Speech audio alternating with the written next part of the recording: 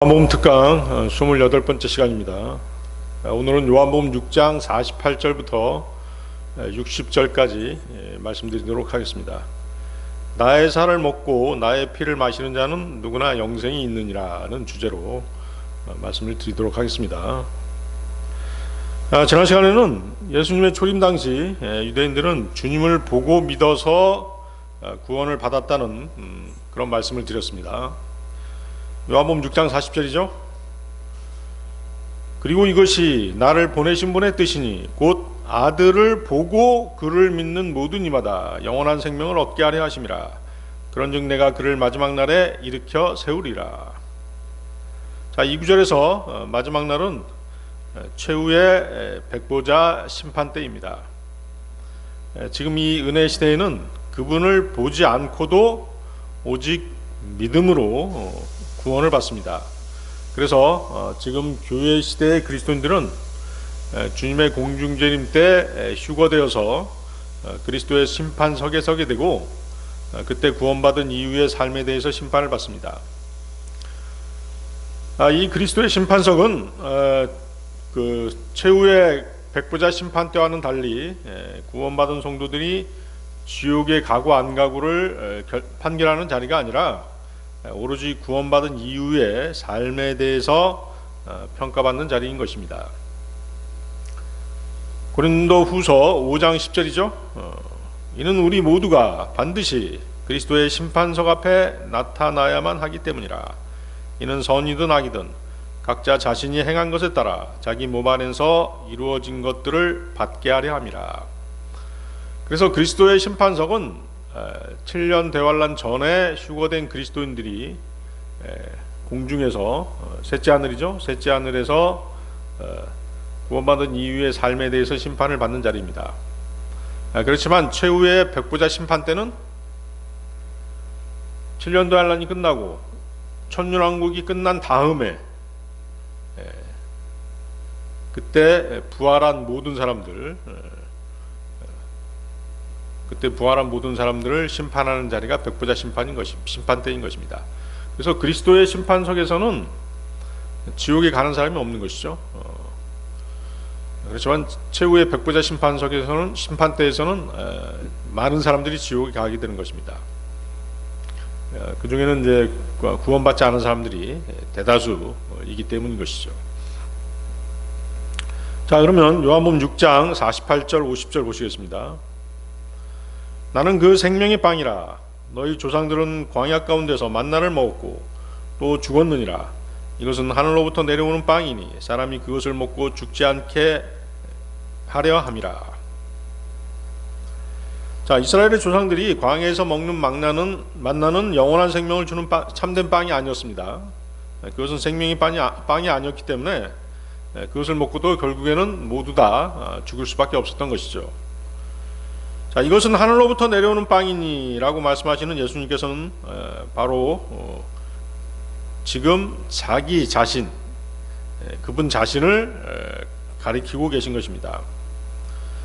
예수 그리스도께서는 다른 어떤 것과 그분 자신을 비교할 때 자신을 일컬어서 이것, this 라는 표현을 가끔 쓰셨던 것이죠. 여기 50절에서도 그리스도 자신을 49절에 만나와 대조해서 자신을 이것이라고 표현하십니다. 자, 이것은 하늘로부터 내려오는 빵이니, 그렇죠? 마태복음 16장 18절에서도 너는 베드로라. 그리고 내가 이 반석 위에 나의 교회를 세우겠으니 지옥의 대문들이 그것을 대적하여 승리하지 못하리라는 구절에서 주님께서는 베드로와 주님 자신을 비교하시면서 자신을 일컬어 이 반석이라고 말씀하시죠. This rock, 이 반석이라고 말씀하십니다. 로마 카톨릭과 일부 개신교에서는 뭐라고 얘기해요? 베드로가 이 반석이다 이렇게 주장하는 사람들이 있죠. 그것은 잘못된 생각이죠. 성경은 잘못 해석한 것입니다. This rock, 그렇죠? 주님은 자신을 이것이라고 표현하신 적이 있다는 것이죠. 그래서 예수님의 이러한 표현법을 무시하고 자의적으로 성경을 해석했기 때문에 거짓 해석이 나온 것이죠. 그래서 이 구절을 억지로 풀었던 로마 카톨릭 같은 경우는 어때요? 베드로 사도를 자기네 카톨릭의 초대 교황으로 그렇게 앉혀놨던 것입니다. 성경에서 반석은 무조건 예수 그리스도시죠. 나는 그 생명의 빵이라. 예수님께서는 요한복음 안에서 나는 뭐뭐시다는 그런 표현을 그런 선언을 7번 하셨어요. 7번 반복해서 선언하셨죠. 나는 뭐뭐시다 하는 표현은 주님이 하나님이시라는 그분의 성호를 반영한 것입니다. 하나님께서는 호렙산 불타는 떨기나무에서 모세에게 나타나셔서 명령하셨죠. 이스라엘 백성들을 구원하도록 명령하셨어요. 그래서 이집트로 내려가서 그분의 백성들을 만나고 파라오에게 그분의 백성이 하나님께 경배드리기 위해서 광야로 나가는 것을 허락하라고 그렇게 명령하라는 명령을 받은 것이죠. 모세가. 그때 모세는 어떤 얘기를 하게 됩니까? 백성들이 너에게 그런 명령을 내리신 분의 이름이 무엇이냐, 그분의 이름이 무엇이냐 이렇게 물어봤을 때 제가 그들에게 무엇이라고 말하리까라고 하나님께 여쭌 것이죠. 그러자 하나님께서는 뭐라고 대답하셨습니까? 출애굽기 3장 14절인데요. 이에 하나님께서 모세에게 말씀하시기를 나는 곧 나니라. I am that I am. 그렇죠? 이어서 그분께서 이같이 말씀하셨느니라. 너는 이스라엘 자녀들에게 이와 같이 말할지니 나이신 분께서 나를 너희들에게 보내셨도다 하라. 나는 곧 나니라는 오직 스스로 존재하시는 분만이 주장하실 수 있는 하나님의 성호인 것이죠. 나는 곧 나니라. 그래서 이와 비슷한 표현들이 요한복음에는 계속해서 나오는 것입니다. 어떤 표현들이 있습니까? 나는 세상의 빛이라. 나는 그 문이라. 나는 선한 목자라. 나는 부활이요 생명이라. 나는 길이요 진리요 생명이라. 나는 참 포도나무요. 그리고 여기 6장 48절에서는 나는 그 생명의 빵이라고 말씀하신 것입니다. 주님이 생명의 빵인 이유는 주님은 모든 세상 죄인들이 필요로 하시는 분이시요, 그분 예수님은 창조주시죠. 창조주가 계시지 않았다면 만물은 존재하지 않았을 것이고, 만물을 존재케 하신 분이 없으면 인간은 죄 가운데 멸망했을 것이기 때문입니다. 주님은 영을 새롭게 하시고 혼을 구원시킬 수 있으신 분이시며, 구원받은 그분의 자녀들의 마음의 고통을 치유하고 공허함을 채울 수 있는 유일한 하나님이신 것입니다. 곡식이 가루로 빠져서 먹을 양식이 되기 위해서는 뜨거운 불에 구워져야 하듯이 주님 또한 하늘로부터 땅으로 내려오셔서 죽음의 고통을 통과하셔야만 했던 것입니다. 그래서 이제 주님께서는 줄인 모든 자에게 또 세상 모든 죄인들에게 생명의 빵으로 복음을 통해서 제시되고 있는 것이죠. 자, 50절 다시 보십시오. 그것을 먹고 죽지 않게 하려 함이라. 바로 이 말씀이죠. 자, 이 구절에서 말하는 죽음은 영원한 죽음을 의미하는 것이죠. 예수 그리스도를 믿는 사람들이라고 해서 생물학적으로 죽지 않는 게 아니죠. 우리 앞에 살았던 모든 그리스도인들은 죽었습니다. 그러나 그들은 영원한 죽음을 맞지는 않았다는 것이죠. 그들은 구원을 받았기 때문입니다. 영생을 보장받았기 때문인 것이죠. 생명의 빵을 먹었기 때문인 것이죠. 그래서 그들은 주님 다시 오시는 날 그들은 주님과 같은 형상, 곧 불멸의 몸을 입고 다시 나타나게 되는 것입니다.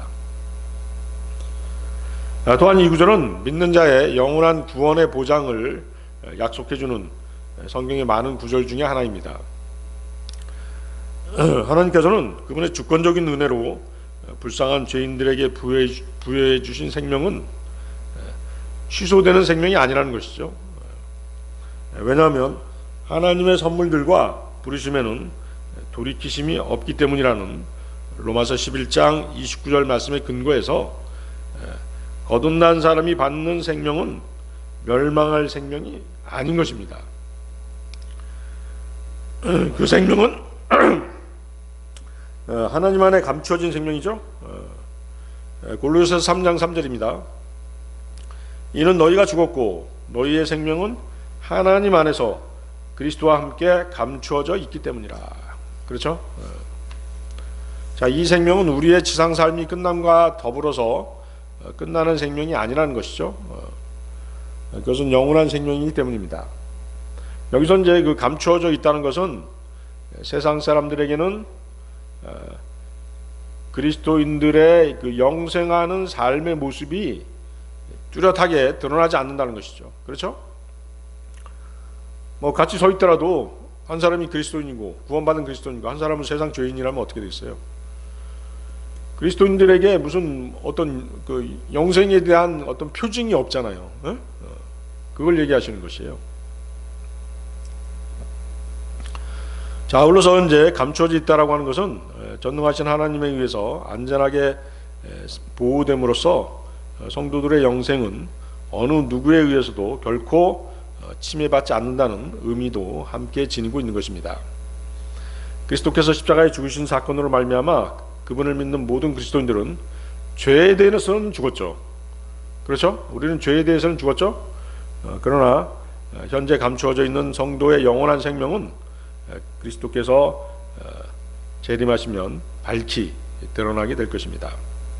따라서 생명이 감춰져 있다는 것은 생명이 없다는 것이 아니라 현재 생명이 영원한 생명이 숨겨져 있어서 보이지 않을 뿐이라는 것이죠.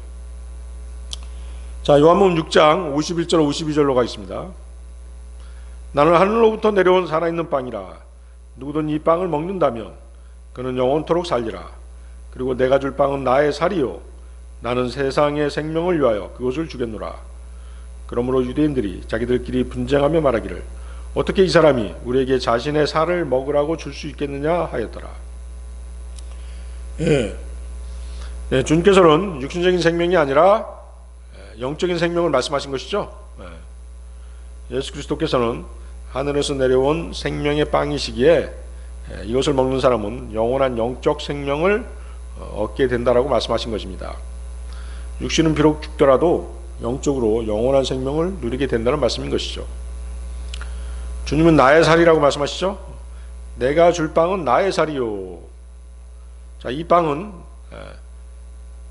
나의 살이라고 주님이 말씀하시자 영적으로 눈멀고 귀먹은 유대인들은 갑자기 그분의 몸을 쳐다보는 것입니다. 그리고 이제 그들 중에 어떤 사람들은 아니 우리가 어떻게 사람의 살을 먹지? 이렇게 질겁을 하는 사람도 있는가 하면 또 어떤 사람들은 그렇다면 그 살을 먹어야지 하면서 매주 일요일 아침마다 그 살을 만들어 먹는 그런 집단도 있죠. 누가 그렇게 하죠? 주님의 그 살을 영적으로 이해하지 못하고 육신적으로 이해하지 못하는 집단이 있는 것이에요. 로마 카톨릭이잖아요. 로마 카톨릭은 어때요? 매주 일요일 아침마다 미사 때마다 자신들이 먹는 빵과 포도주가 뭘로 변한다? 예수님의 실제 살과 예수님의 실제 피로 변한다라고 그렇게 생각하고 그것을 먹고 마시는 것이에요. 그렇지만 주님께서는 지금 영적인 몸에 대해서 말씀하고 계신 것이죠. 자, 고린도전서 15장 44절 47절 한번 보세요. 자, 여기 잡고 고린도전서 15장 44절에서 47절.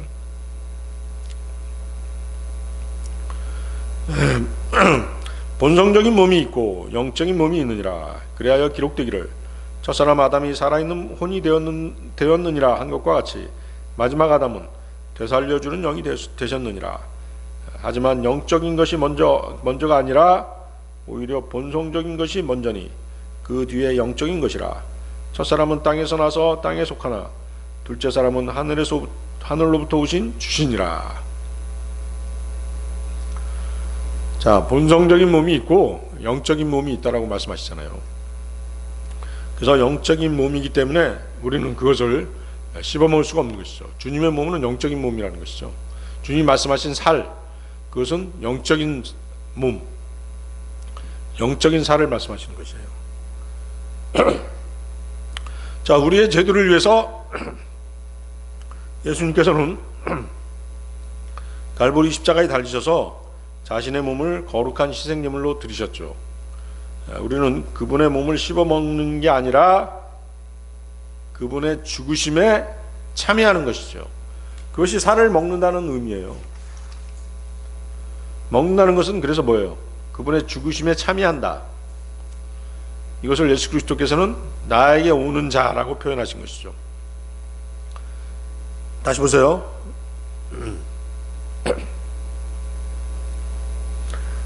자, 요한복음 6장 35절이었죠. 나는 생명의 빵이라 나에게 오는 자는 결코 배고프지 아니할 것이요 나를 믿는 자는 결코 목마르지 아니하리라. 그래서 그분의 살을 먹는다는 것은 그분의 죽으심에 참여하는 것인데, 그분의 죽으심에 참여하려면 누구한테 와야 돼요? 그분께 와야 되는 것이죠. 나에게 오는 자는 결코 배고프지 아니할 것이요. 그렇죠? 이해하시겠어요? 그래서 그분께 나아가는 것은 곧 그분을 믿고 그분을 영접하는 것을 말하는 것이죠. 자, 그분께서는 생명의 빵이십니다. 이 빵을 먹으면, 즉 이 빵에 참여하면, 그분의 죽으심에 참여하면, 그분께 나아오면, 다시 말해서 그분을 믿으면 영적으로 영원한 생명을 얻는 것입니다. 아시겠어요? 그래서 그분의 살을 먹는다는 의미는 그분의 죽으심에 참여하는 것이고, 그분의 죽으심에 참여하려고 한다면 그분께 나아와야죠. 그렇죠? 그리고 나와서 그분께 나아가서 그분을 믿는 것이죠. 이해하시겠어요? 그것이 바로 그분의 살을 먹는 것이에요. 자, 이 세상 사람들은 뭐예요? 죄들로 인해서 모두 죽어 있죠. 영이 죽어 있는 것이죠. 하나님과 관계가 단절되어 있죠. 그러나 그분의 죽으심에 참여함으로써, 또 즉 그분을 믿음으로써 죽었던 영이 다시 살아나는 것이죠. 그렇죠? 그러면서 하나님과의 관계가 회복되는 것이죠. 또한 영원한 생명을 얻는 것입니다. 자, 먹는다는 것은 뭐예요? 배고픔이라고 하는 절실한 필요에 반응하는 것이죠. 사람이 참으로 배가 고프면 그는 자기 앞에 차려진 음식을 기꺼이 먹게 될 것입니다. 그것은 영적인 일에서도 마찬가지라는 것입니다. 죄인이 일단 자신이 멸망할 죄인이라는 상태를 알게 되면, 그리고 예수 그리스도 없이는 자신이 영원히 멸망하리라는 사실을 깨닫게 되면, 과거에 자신이 어떠했을지라도 그는 기꺼이 주님을 영접하게 될 것이라는 것이죠.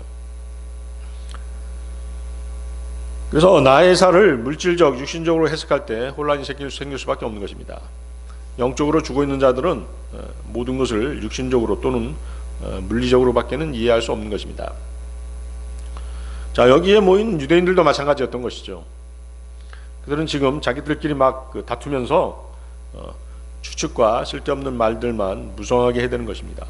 도대체 이 사람이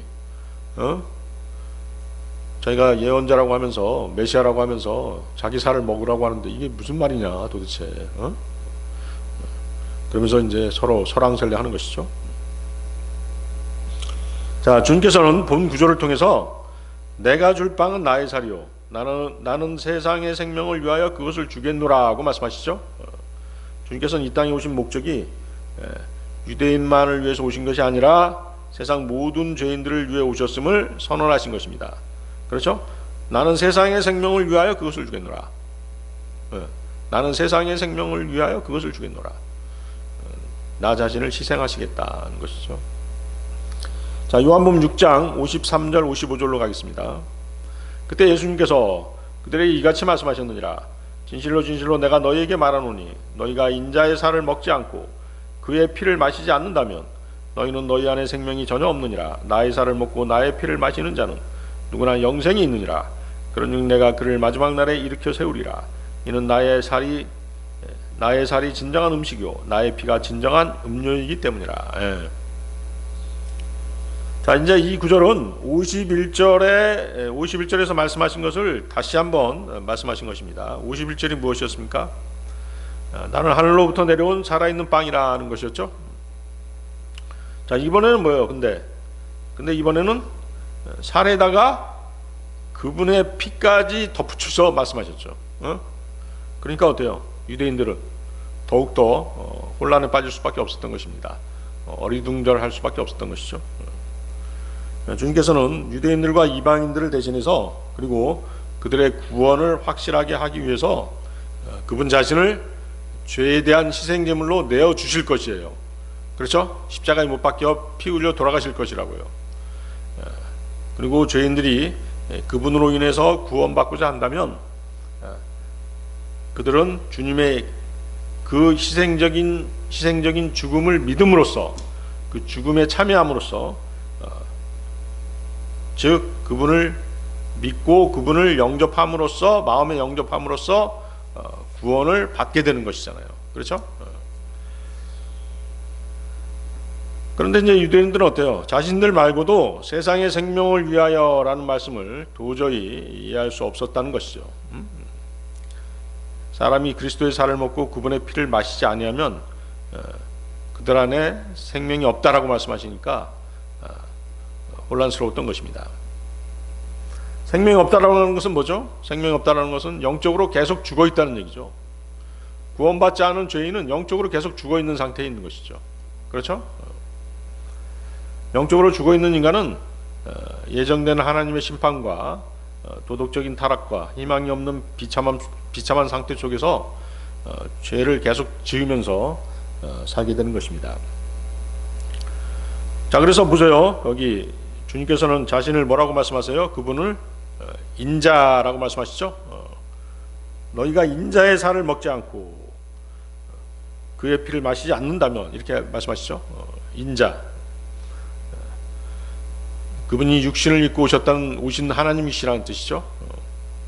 그분이 육신을 입고 오시지 않으셨다면 어떻게 죽음을 겪으실 수 있었겠습니까? 주님은 죽으시기 위해서 이 땅에 오신 것입니다. 히브리서 2장 9절이죠. 그러나 우리가 예수님을 보나니 그분께서는 죽음의 순환을 당하시려고 천사들보다 조금 낮게 되셨고 영광과 존귀로 왕관을 받으셨으니 하나님의 은혜로 그분께서 각 사람 모두를 위하여 죽음을 맛보려 하심이라. 우리 세상 죄인들을 위해서 죽기 위해서 오신 것입니다. 히브리서 9장 26절인데요. 그러나 이제 그분께서 자신을 희생제물로 드려 죄를 없애시려고 세상의 끝에 한번 나타나셨도다. 그래서 세상에서 자주 쓰는 표현 중에 뭐가 있어요? 희생양이라는 표현 많이 써요. 희생양, 그죠? 누구 대신 죽는 그런 일들이 있잖아요. 누구 대신 손해 보는 일들, 누구 대신 죽는 일들, 이런 것들을 다 뭐예요? 누구 대신 피해를 보는 일들, 이런 것들이 다 희생양이라는 표현 쓰죠. 바로 성경에서 나온 얘기잖아요. 예수 그리스도께서 희생양이 되신 것이죠. 우리 죄들로 인해서 지옥에 갈 수밖에 없는 우리들을 대신해서 그분께서 희생양이 되신 것이죠. 53절 보세요. 인자의 살을 먹지 않고 그의 피를 마시지 않는다면 너희는 너희 안에 생명이 전혀 없느니라. 자, 살과 피는 육신을 상징하는 대표적인 요소입니다. 죄인이 먹어야 하는 것은 죽으셨다가 부활하셔서 이제 영원히 살아계신 분의 죽음을 먹는 것입니다. 죽음에 참여하는 것이라고 말씀드렸죠. 다시 말하면 그분의 죽으심을 믿음으로써 그분의 죽음이 나에게 와서 영원한 생명이 되는 것입니다. 우리는 구원받기 위해서 인자의 살을 먹고 그분의 피를 마셔야 하면 됩니다. 즉 우리는 그분을 믿음으로써 그분을 구주로 영접함으로써 영생을 얻게 되는 것입니다. 일요일 아침마다 미사에서 행해지는 빵과 포도주가 실제 예수 그리스도의 살과 피로 변한다고 믿는 로마 가톨릭 신자들은 예수 그리스도를 믿는 것이 아니라 무엇을 믿는 것이에요? 단지 그 의식만을 행하고 있는 것이에요.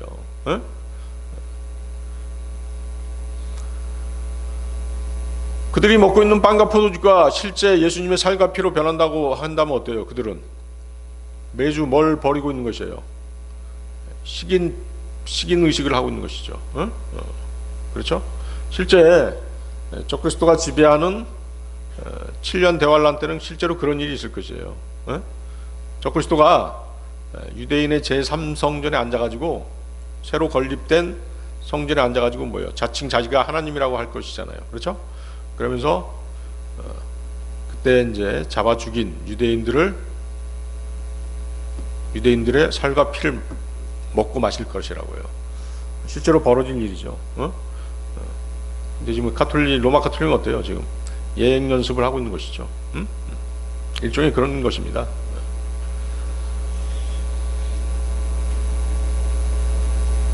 자, 출애굽기 12장은 우리에게 주님의 살을 먹고 그분의 피를 마시는 것이 무엇을 의미하는지를 정확하게 예표해주고 있습니다.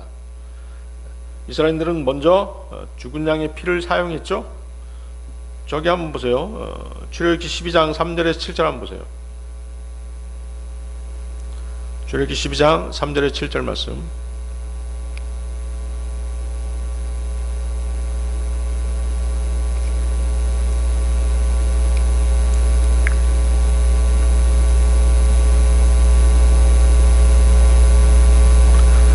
찾으셨나요? 네. 너희는 이스라엘의 온 회중에게 이같이 일러 말하라.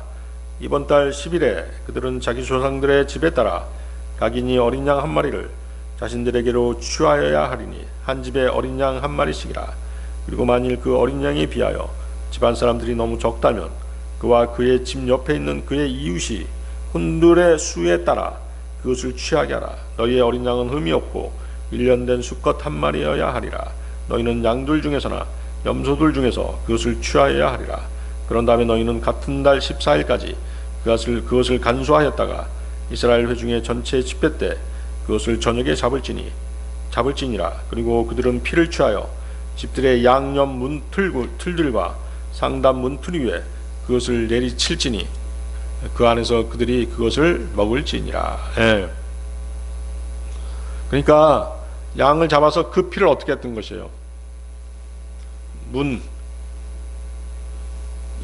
양옆 문틀하고 여기 이걸 상인방이라고 하죠. 여기다 바른 것이죠. 피를 취해가지고 이렇게 바른 것이에요. 그렇죠? 그래서 이것은 뭘 의미하는 것이에요? 죽음의 사자가 이집트 전역에서 누구를 죽이게 돼요? 장남들을 첫태생들을 죽이게 되잖아요. 그렇죠? 그렇지만 이스라엘은 안전했죠. 왜?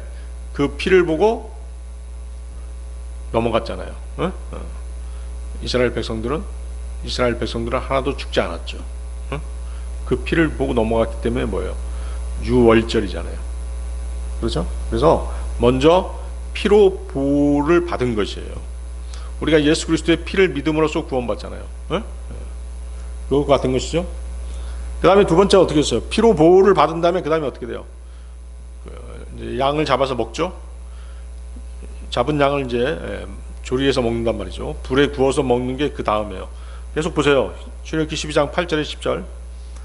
그런 다음에 그들은 그날 밤 불에 직접 구운 고기와 누룩이 들어있지 않은 빵을 먹을지니 그들이 쓴 야채들과 함께 그것을 먹을지니라. 그것을 날 것으로 먹지 말고 일절물에 삶지 말며 오직 불에 직접 구우라. 그의 머리를 그의 다리들과 함께 그리고 그것의 장기와 함께 구우라. 그리하여 너희는 아침까지 그 중에서 아무것도 남기지 말지니 그 중에서 아침까지 남아있는 것은 너희가 불로 태울지니라. 자, 55조라고 한번 비교해서 보십시오. 아까 6장 55조라고. 자, 주 예수 그리스도의 살은 진정한 양식이고 그분의 피는 진정한 음료라고 말씀하셨죠. 자, 여기에서도 그리스도께서는 먹어야 하는 것이 무엇인지를 강조하십니다. 자양분을 공급하는 능력은 먹는 음식 안에 들어있죠.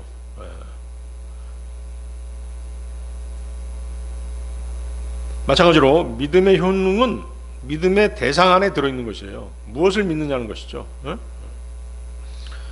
우리가 아무 것이나 먹는다고 해서 그것이 우리에게 영양가 있는 음식이다, 영양이 공급되는 것은 아니죠. 사람이 독이 있는 음식을 먹는다면 어때요? 그는 죽게 될 것입니다. 영양가가 형편없는 것을 먹는다면 그는 곧 영양실조에 걸리게 될 것이에요. 영적인 일에서도 마찬가지라는 것이죠.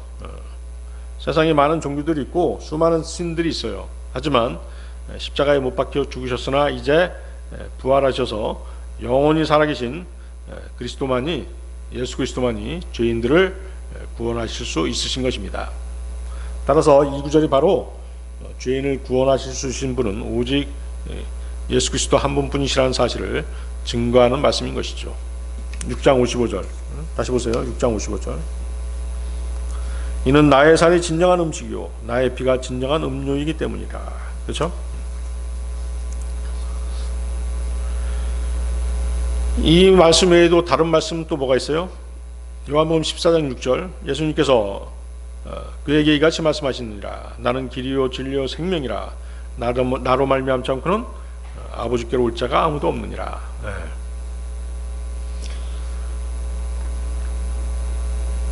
그래서 우리 세상 죄인들이 예수 그리스도와 함께하고 그분께 참여하는 것은 어떻게 가능한 것인가? 자, 계속 반복해서 말씀드립니다. 그것은 그분을 믿음으로써만 가능하다는 것이죠. 그렇죠? 따라서 그분의 살을 먹는다라고 하는 단어는 믿다라는 말과 동의어인 것이에요. 아까 우리 출애굽에서 살펴봤잖아요. 어린 양을 잡고 그 피를 바른 다음에 그 살을 먹는 것이잖아요. 그분의 죽으심에, 어린 양의 죽으심, 어린 양으로 예표되는 예수님의 죽으심에 참여하는 것이잖아요. 그분을 믿는 것이잖아요. 그렇죠? 그래서 죄인이 영생을 얻는 방법은 오직 그분을 믿음으로써만 가능하다는 것이죠. 여러분이 그분의 살을, 실제 그분의 살을 아무리 뜯어먹고 그분의 피를 아무리 벌컥벌컥 마신다고 하더라도 영생을 얻지 못하죠. 그래서 주님이 말씀하신 우리가 먹고 마셔야 할 주님의 살과 피는 문자 그대로의 살과 피가 아니라 어린 양으로 오셔서 십자가에 피 흘려 돌아가신 그분의 죽음에 참여하는 것, 즉 그분을 믿는 것입니다. 이것이 바로 주님의 살과 피에 대한 영적인 바른 의미인 것입니다. 요한복음 6장 63절인데요. 되살아나게 하는 것은 영이라 육신은 아무것도 유익하게 하지 아니하느니라. 내가 너희에게 전한 말들 그것들은 영이요 그것들은 생명이라. 그렇죠? 성경 말씀들, 주님이 하신 말씀들이 다 영이죠. 영적인 말씀이잖아요. 육신은 아무것도 유익하게 하지 아니하느니라. 그렇죠? 자, 여러분 이 주의 만찬 때 먹고 마시는 빵과 포도주가 실제 그분의 살과 피로 변해서 그분의 진짜 살을 뜯어먹고 그분의 진짜 피를 마신다 해도 그것은 우리에게 전혀 무익하다는 것이죠. 육신은 아무것도 유익하게 하지 아니하느니라. 그래서 그분의 살과 피는 항상 영적으로 여러분들이 해석이 돼야 되는 것입니다. 자, 요한복음 6장 56절 57절로 가겠습니다. 나의 살을 먹는 자와 나의 피를 마시는 자는 내 안에 거하고 나도 그 안에 거하느니라. 살아계신 아버지께서 나를 보내신 것 같이 그리고 내가 아버지에 의해서 사는 것 같이 나를 먹는 자도 그러하나니 곧 그는 나로 말미암아 살리라. 자, 우리는 주님으로 말미암아 사는 것이죠. 우리의 믿음 생활은 주님으로 인해서 사는 것입니다. 우리가 항상 하는 말이지만 주님을 믿음으로써 구원을 받았죠. 또 주님을 의지해서 믿음 생활도 하는 것이에요.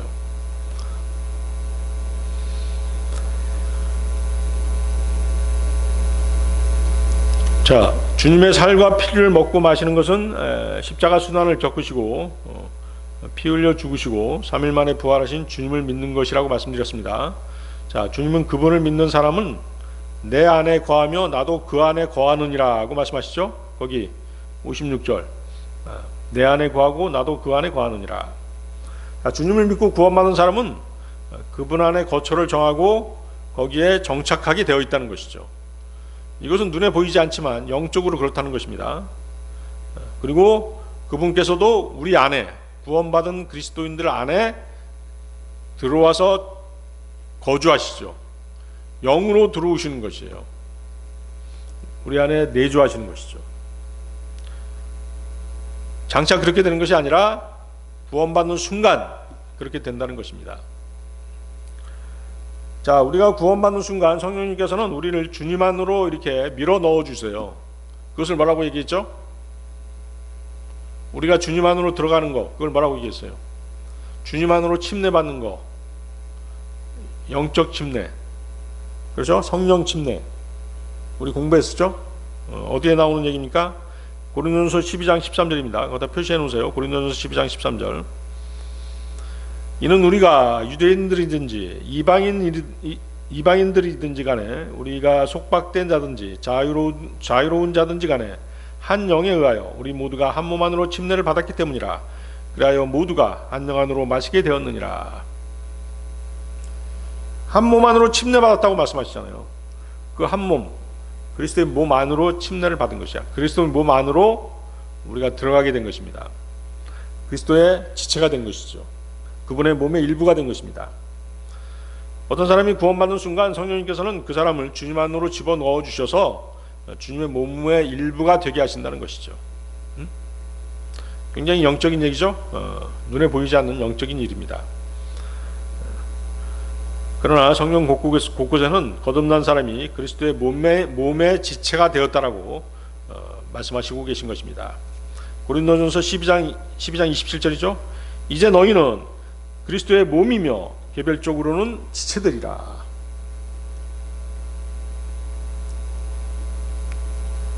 다시 이제 요한복음 6장 56절 다시 보십시오. 거하고 거하느니라. 다 뭐예요? 현재 시제죠. dwells. 다 현재 시대입니다. 지금 우리는 그분 안에 거하고 있고 그분께서도 우리 안에 거하고 계시다는 것이죠. 이것이 바로 우리가 한 번 받은 구원은 다시 잃어버리지 않는다라고 하는 구원의 영원한 보장의 원리인 것이고, 바로 그것을 나타내주는 구절이 바로 이 구절인 것이죠.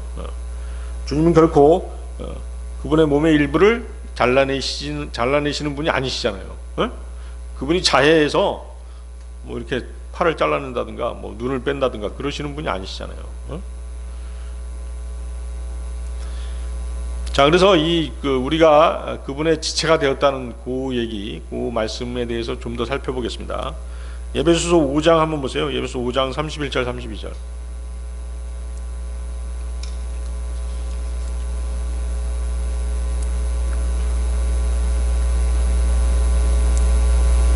찾으셨나요? 이런 까닭에 남자는 자기 아버지와 어머니를 떠날 것이요 자기 아내와 결합할 것이니 그들 둘이 한 육체가 되리라. 이것은 하나의 위대한 신비라. 그러나 나는 그리스도와 교회에 관하여 말하는 것이라. 자, 아내와 남편이 뭐다? 그리스도와 교회다는 것이죠. 아내와 남편이 그리스도와 교회다. 그럼 남편은 누구예요? 예수 그리스도. 아내는 교회죠. 교회는 구원받은 그리스도인들의 모임이잖아요. 그래서 우리 구원받은 그리스도인들은 다 뭐다? 신부죠. 주 예수 그리스도의 신부가 되는 것이죠. 그게 나와 있잖아요. 그래서 결합하게 되면 어떻게 돼요? 아내와 남편이 결합하게 되면 한 몸이 되는 것이잖아요. 그 원리를 지금 말씀하고 계신 것이죠. 그래서 본 구절은 그리스도와 교회를 남편과 아내로 비유해서 말씀하십니다. 그리스도와 교회가 남편과 아내인 이유는 한 몸으로 결합되었기 때문이라는 것이죠. 이것은 마치 이브를 처음 보고 아담이 기뻐했던 이유와 똑같죠. 그렇죠? 이브가 어디서 나왔어요? 아담이 갈비뼈에서 나왔잖아요. 그렇죠? 아담이 일부였다는 것이죠. 아담과 이브도 바로 뭐예요? 그리스도와 교회. 그것의 예표인 것이에요. 창세기 한번 보세요. 창세기 2장 21절 23절.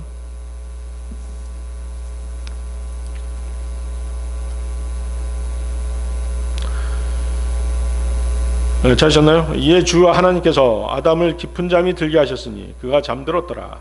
그런 다음에 그분께서 아담의 갈비뼈들 중 하나를 취하셨고 그 갈비뼈를 대신하여 살로 메우셨더라.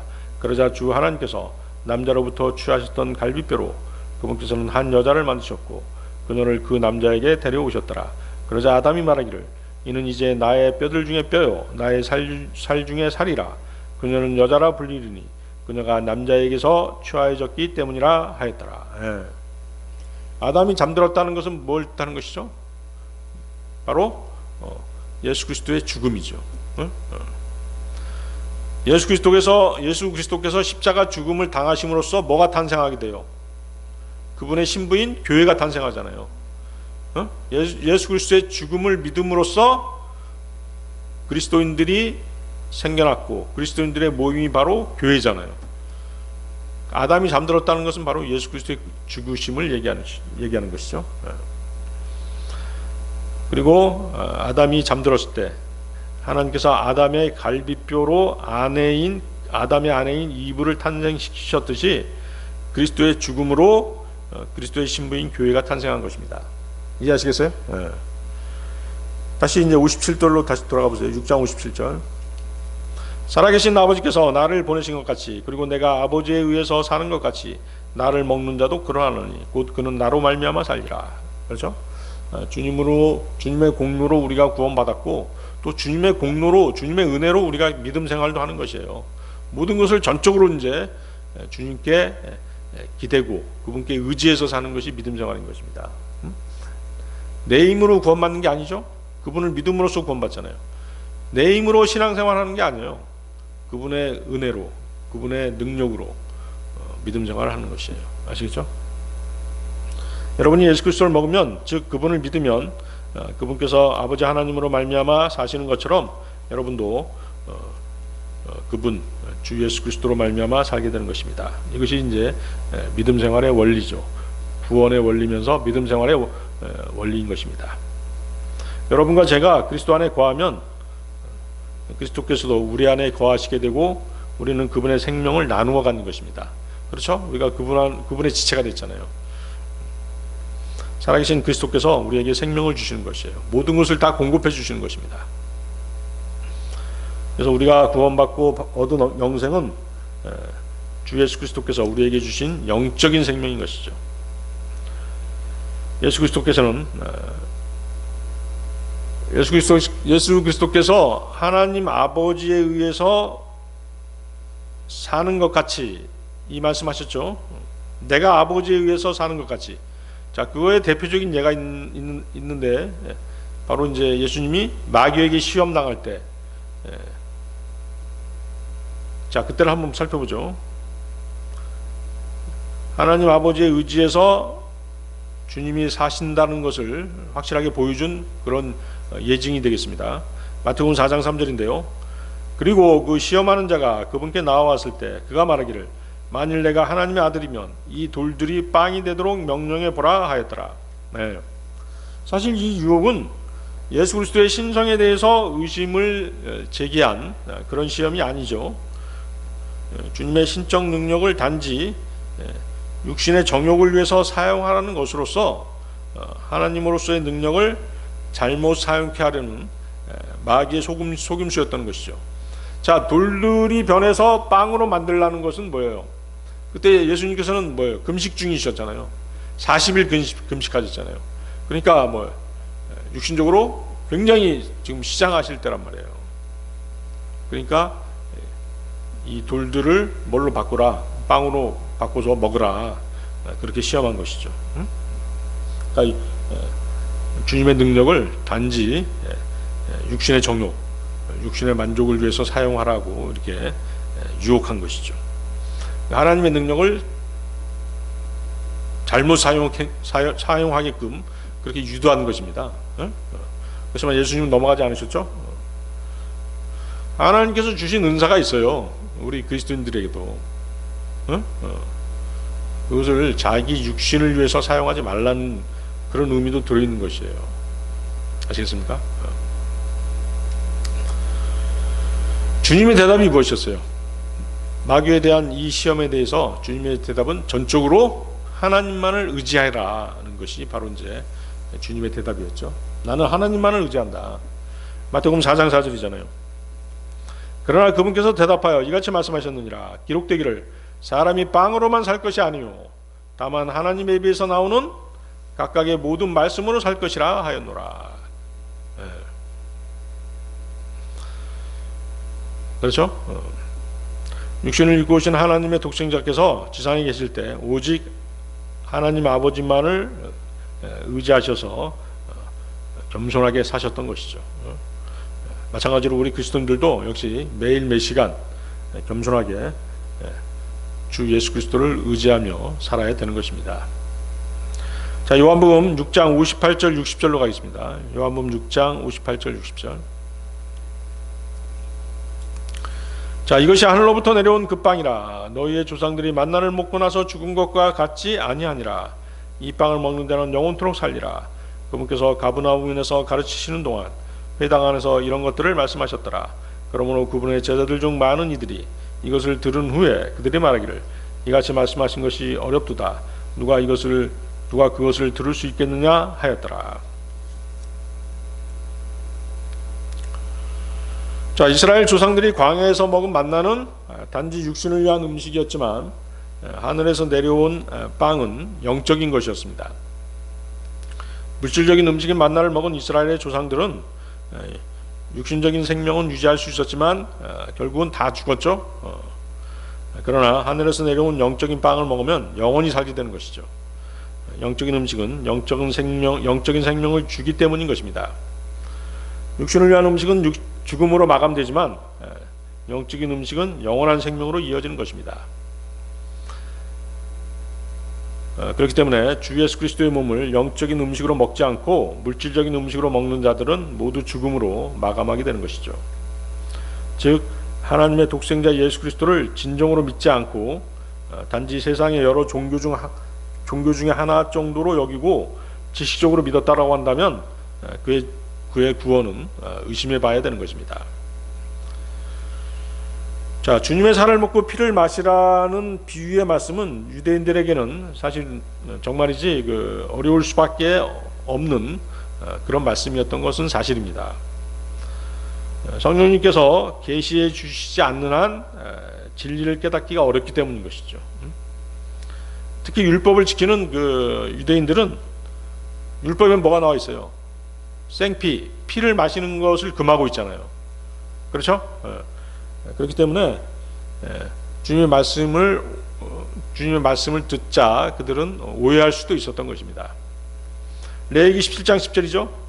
그리고 이스라엘 집에 속한 사람이나 너희 사이에서 체류하는 타국이들 중에 누구든지 어떤 부류의 피를 먹거든 바로 내가 피를 먹는 그 혼을 대적하여 내 얼굴을 주겠고 그를 그의 백성 가운데서 끊어버리겠노라. 하나님께서 그 생피를 먹지 말라고 그렇게 말씀하셨잖아요. 왜 먹지 말라고 하신 것이죠? 육체의 생명이 어디에 있다? 피에 있다라고 말씀하시잖아요. 그렇기 때문에 피는 율법 전, 또 율법 때, 또 율법 이후 다 뭐예요? 금하고 계신 것이죠. 아시겠어요? 그래서 어떤 음식 먹을 때 생피 먹는 거 조심하셔야 됩니다. 아무 생각 없이 막 먹는 사람 있잖아요. 특히 우리나라 음식에 생피 많잖아요. 뭐 있어요? 대표적인 게 육회 같은 거 있잖아요. 육회 같은 거 있고 또 뭐 서양 음식에서 소고기 구울 때 레어 있잖아요. 레어, 그렇죠? 바짝 굽지 않고 살짝 구운 거. 그럼 피 나오잖아요. 피 그런 게 다 생피예요. 조심하셔야 되는 것이죠. 조리된 건 상관없어요. 조리된 건 상관없습니다.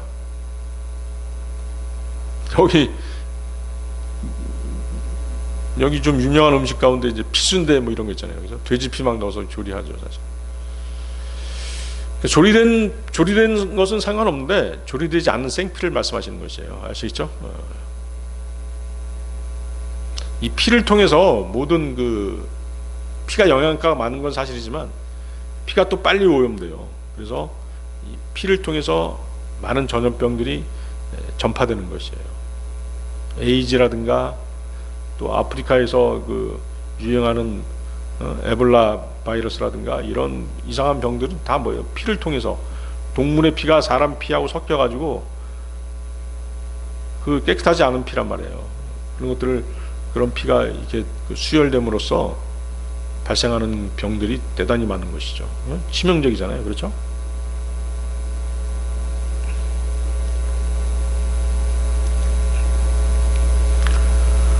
그래서 동물들을 피채로 먹지 말도록 금하신 것은 율법이 주어지기 전부터였다는 것이죠. 노아한테 그 말씀을 먼저 하셨죠. 창세기 9장 4절에서 5절입니다. 그러나 너희는 고기를 그것의 생명과 더불어 곧 그것의 피와 더불어 먹지 말라. 그리하면 내가 반드시 너희의 생명들인 너희의 피를 요구하겠노라. 각각의 모든 짐승의 손에서와 사람의 손에서 내가 그것을 요구하겠으니 곧 모든 사람의 형제의 손에서 저마다 내가 사람의 생명을 요구하겠노라. 자, 노아 때 이제 고기를 먹게끔 하셨잖아요. 짐승을 잡아서 고기를 먹게끔 하셨는데 그때 피채 먹지 말라. 피는 먹지 말라고 말씀하셨죠.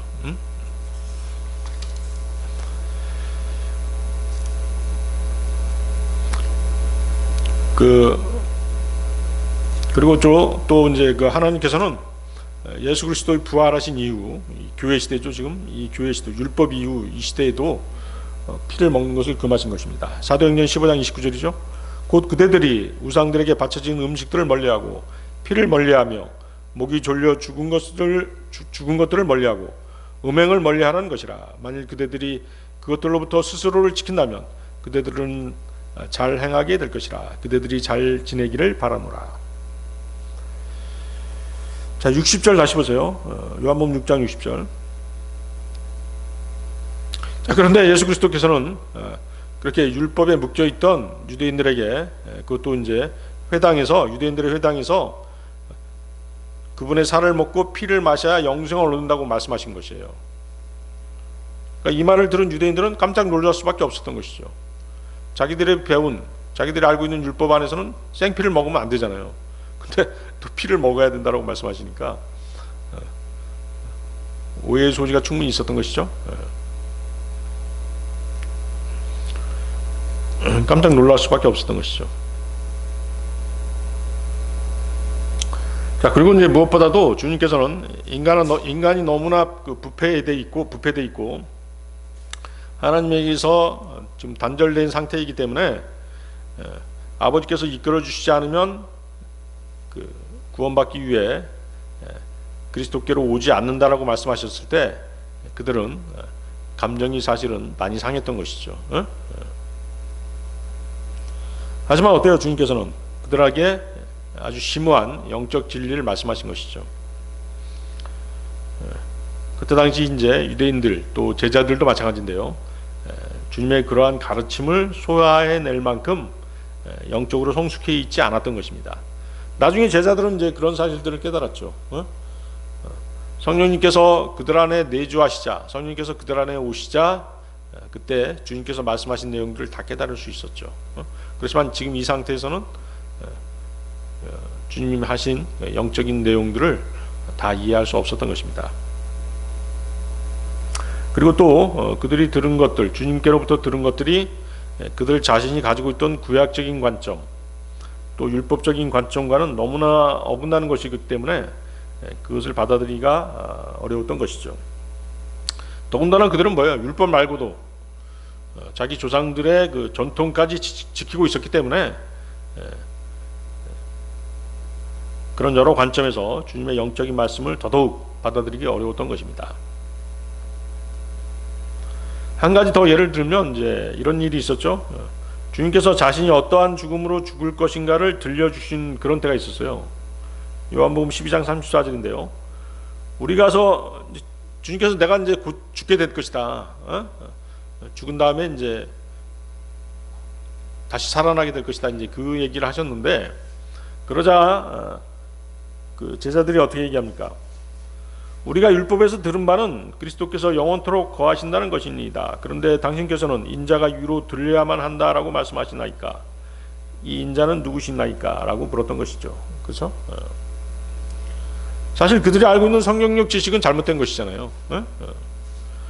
구약 성경은 메시아가 끊어질 것이라고 말씀하셨고 이사야서 53장은 주님의 죽음을 분명하게 기술해 놓고 있었기 때문에 주님이 영원히 사신다, 그건 아니라는 것이죠. 끊어졌다가 다시 부활하시는 것이죠. 다니엘서 9장 26절인데요.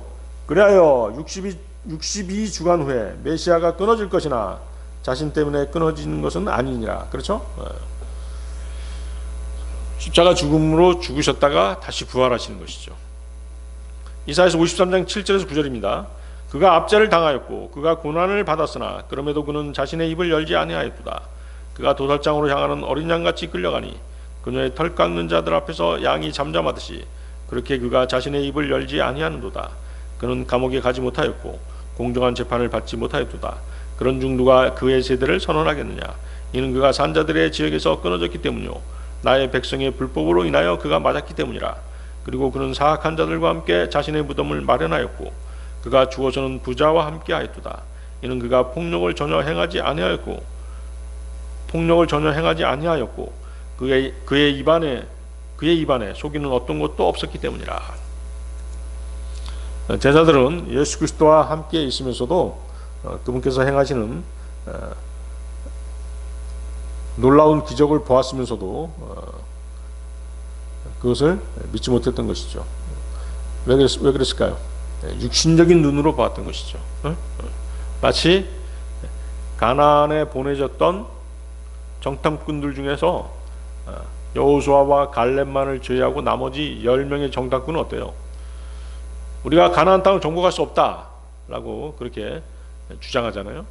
그게 뭐예요? 육신적인 눈으로, 믿음의 눈이 아닌 육신적인 눈으로 바라봤기 때문에 가나안 땅에 들어갈 수 없었잖아요. 갈렙과 여호수아는 믿음의 눈으로 우리가 갈 수 있다라고 얘기했던 것이죠. 지금의 상황도 마찬가지인 것이죠. 주님께서 행하신 놀라운 이적, 또 주님께서 하신 그런 놀라운 말씀들을 들으면서도 그것들을 육신적인 눈으로 바라보았지 영적인 마음으로 받아들이지 못하는 그런 상황이 있었던 것이죠. 그러다가 이제 나중에 주님께서 돌아가시고 성령께서 그들 안에 왔을 때 그들은 주님께서 행하신 모든 일들, 또 주님께서 말씀하신 모든 것들을 깨달을 수 있었던 것입니다. 오늘 여기까지 하겠습니다.